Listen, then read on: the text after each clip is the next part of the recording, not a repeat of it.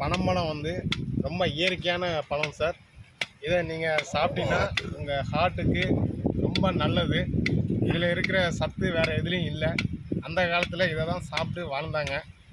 ரொம்ப அருமையான பழம் இது. ரொம்ப நம்மளுக்கு உடம்புக்கு ரொம்ப ஹெல்த்தான ஒரு பழம். பனைமரம் வந்து நம்மளுக்கு ரொம்ப ஒரு இயற்கையான ஒரு வரம் கிடைத்தது. இதை சாப்பிட்டவங்கலாம் அந்த காலத்தில் 100 வயசு வாழ்ந்தவங்க.